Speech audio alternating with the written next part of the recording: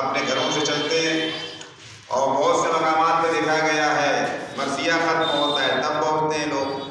بہت سے ایسے مقامات ہیں ذاکر جب منبر پہ آتا ہے تب لوگ پہنچتے ہیں. بہت سے ایسے ہیں آدھی مجلسیں ختم ہو جاتی ہیں تب پہنچتے ہیں. جنہیں کچھ نہیں لینا دینا ہوتا ہے وہ مصائب کی منزلیں پہنچتے ہیں. ہم لوگ بھی چاروں طرف مجلسیں پڑھتے ہیں، لہذا ہم اس کے عادی ہو چکے ہیں، اس کے عادی ہو چکے ہیں. اپنا جو پڑھنا ہے، جو اپنا بات و نصیحت پیش کرنا ہے، وہ میں آپ کے حوالے کر رہا ہوں ایک چھوٹے سے سورے کے حوالے سے. اس کے اوپر ذرا آپ غور کریں کہ پروردگار عالم بس بلا تمہید میں اپنی منزل کی طرف آ گیا، بلا تمہید میں آپ کے حوالے کر رہا ہوں اپنی باتوں کو. آپ ذرا احساس کریں کہ پروردگار عالم ذہن انسانی کو جھنجھوڑ کے یہ آواز دے رہا ہے کہ ذرا اس وقت کو یاد کرو جب قیامت کا دن ہوگا، زمین کو زلزلہ ہوگا، سارے افراد مر چکے ہوں گے، ہو کا عالم ہوگا، سناٹا ہوگا، تاریکی ہوگی، سارے افراد مر چکے ہوں گے. ایسے حالات میں زمین اپنے دفینوں کو نکال کر باہر پھینک رہی ہوگی تو ایک انسان ہوگا جو زمین سے پوچھ رہا ہوگا کہ زمین تجھے ہو کیا گیا ہے. ایک انسان ہوگا جو زمین سے پوچھ رہا ہوگا کہ زمین تجھے ہو کیا گیا ہے، تو اپنے دفینوں کو نکال کر باہر پھینک رہی ہے. تو زمین اپنی آپ بیتی اسی انسان سے بیان کرے گی. زمین اپنی آپ بیتی اسی انسان سے بیان کرے گی. اب پروردگار عالم کہہ رہا ہے یہ دن کون سا دن ہوگا؟ وہ قیامت کا دن ہوگا، جس دن جوک در جوک قبروں سے نکل کر افراد وارد محشر ہوں گے، سفید پوش ہوں گے، سفید لباس پہنے ہوں گے، کفنی کی صورت میں پہنے ہوئے وارد محشر ہوں گے. اور جب وارد محشر ہوں گے تو اس کے بعد کا مسئلہ یہ ہے کہ لیروا اعمالہم، اس لیے وارد محشر ہوں گے تاکہ وہ اپنے اعمال کو دیکھ سکے، وہ اپنے اعمال کو دیکھ سکے. جب اپنے اعمال کو دیکھیں گے اسی اعتبار سے فیصلہ ہو جائے گا. قرآن مجید کا جملہ یہ ہے کہ جو اچھے عمل کے مالک ہوں گے ان کے داہنے اعمال میں اچھے اعمال پہنچ جائیں گے، اور جو برے عمل کے مالک ہوں گے ان کے بائیں ہاتھ میں نامہ اعمال زندگی ان کا پہنچ جائے گا. اب پروردگار عالم کہہ رہا ہے کہ فَمَن يَعْمَلْ مِثْقَالَ ذَرَّةٍ خَيْرًا يَرَهُ وَمَن يَعْمَلْ مِثْقَالَ ذَرَّةٍ شَرًّا يَرَهُ. اگر ذرہ برابر آپ نے اس دنیا میں نیکی کی ہوگی تو آپ کو اللہ کی طرف سے جزا مل جائے گی، انعامات خداوندی مل جائے گا. اگر ذرہ برابر برائی کی ہوگی تو پروردگار کی طرف سے آپ کو سزا ملے گی. یہ پورا سورہ میں نے آپ کے حوالے کر دیا ترجمہ کی صورت میں. اب میں اس کے بعد بلا فاصلہ آگے بڑھ رہا ہوں. ذرا آپ احساس کریں عزیزو کہ پروردگار عالم ہمیں اور آپ کو ٹہوکے دے رہا ہے، ہمیں اور آپ کو یاد دلا رہا ہے. ذرا احساس کرو، اس دن کو یاد کرو جب ہو کا عالم ہوگا، سناٹا ہوگا، زمین کو زلزلہ ہوگا، سارے افراد مر چکے ہوں گے، تاریکی ہوگی، سارے افراد مر چکے ہوں گے، ساری تاریکی ہوگی، اور زمین اپنے دفینوں کو نکال کر باہر پھینک رہی ہوگی. تو ایک انسان ہوگا جو زمین سے پوچھ رہا ہوگا کہ زمین تجھے ہو کیا گیا ہے، زمین تجھے ہو کیا گیا ہے. تو زمین اپنی آپ بیتی اسی انسان سے بیان کرے گی. میرا مسئلہ یہی پہ رک کے میں آپ سے ایک سوال کر رہا ہوں عزیزو. جب پروردگار عالم یہ کہہ رہا ہے کہ سارے افراد مر چکے ہوں گے، ہو کا عالم ہوگا، سناٹا ہوگا، زمین کو زلزلہ ہوگا، تاریکی ہوگی، سب کچھ ہوگا، تو سب کے مر جانے کے بعد یہ کون فرد بشر جو زندہ ہوگا؟ ایک سوال پیدا ہوتا ہے نا. یہ قرآن مجید کہہ رہا ہے، میں نہیں کہہ رہا ہوں، قرآن مجید کہہ رہا ہے کہ زمین جب اپنے آپ دفینوں کو نکال کر باہر پھینک رہی ہوگی تو ایک انسان ہوگا جو زمین سے کہہ رہا ہوگا زمین تجھے ہو کیا گیا ہے، زمین تجھے ہو کیا گیا ہے. تو زمین اپنی آپ بیتی اسی انسان سے بیان کرے گی. تو سوال یہ پیدا ہوتا ہے عزیزو کہ جب سب کے مر جانے کے بعد یہ کون فرد بشر ہے جو زندہ ہوگا، جو زمین سے باتیں کر رہا ہوگا؟ تو اس کے لیے صاحب تفسیر صافی نے اپنی تفسیر میں لکھا، کہتے ہیں کہ سب کے مر جانے کے بعد جو ذات زندہ ہوگی اس ذات کا نام علی ابن ابی طالب علیہ السلام ہے. جھوم کے صلوات پڑھ دیے محمد والے محمد کو.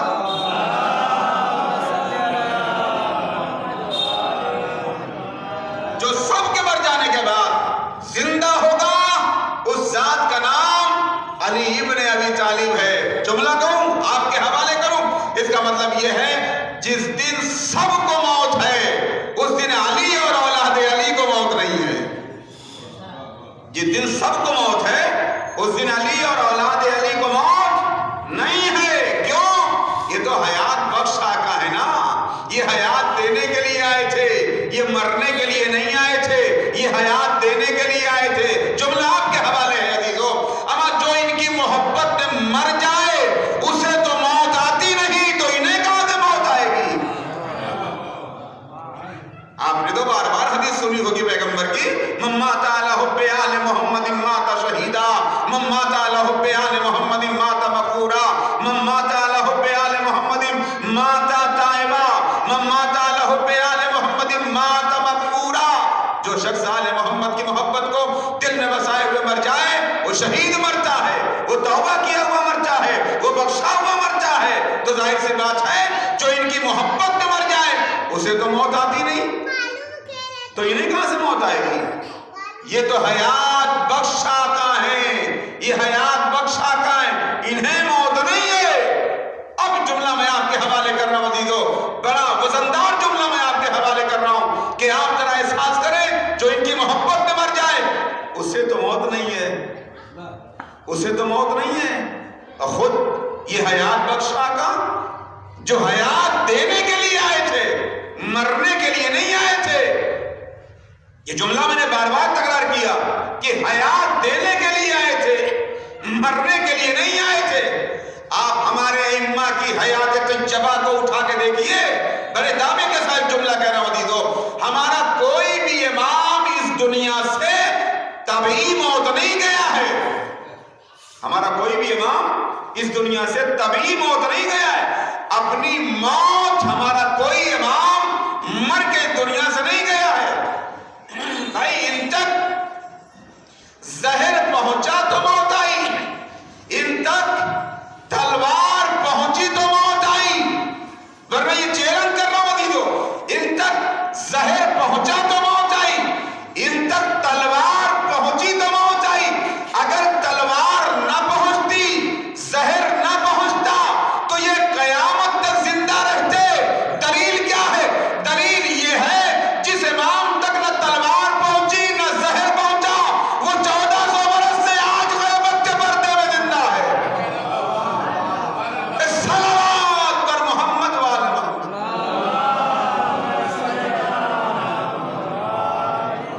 بھئی تلوار پہنچی تو موت آئی, زہر پہنچا ان تک تو موت آئی, ورنہ یہ موت نہ آتی ان کو. یہ حیات بخش آقا ہیں, یہ حیات دینے کے لیے آئے تھے. اما جن کی ٹھوکروں میں حیات ہو اسے موت کہاں سے آئے گی؟ یہی وجہ ہے کہ ہمارا ہر امام دنیا سے جانے کے بعد صاحب اختیار ہے. ہمارا ہر امام دنیا سے جانے کے بعد صاحب اختیار ہے. اگر صاحب اختیار نہ ہوتا تو آپ ہندوستان سے مانگتے ہو کربلا سے ملتا ہے, آپ ہندوستان سے مانگتے ہو نجف سے ملتا ہے, آپ ہندوستان سے مانگتے ہو خراسان سے ملتا ہے, آپ ہندوستان سے مانگتے ہو قازوین سے ملتا ہے. ملنا اس بات کی دلیل ہے جو امام کربلا میں سو رہا ہے وہ مجبور نہیں ہے, صاحب اختیار ہے. جو امام کربلا میں سو رہا ہے وہ امام مجبور نہیں ہے, صاحب اختیار ہے. جو امام سامرا میں سو رہا ہے وہ امام مجبور نہیں ہے, صاحب اختیار ہے. جو امام نجف میں سو رہا ہے وہ امام مجبور نہیں ہے, صاحب اختیار ہے. جو امام قازوین میں سو رہا ہے وہ امام مجبور نہیں ہے, صاحب اختیار ہے. اور اتنا زیادہ اختیار ہے کہ یہاں سے مانگو جواب سلام نجف سے آئے گا. بھئی آپ سلام کرتے ہو نا, السلام علیکم یا امیر المومنین.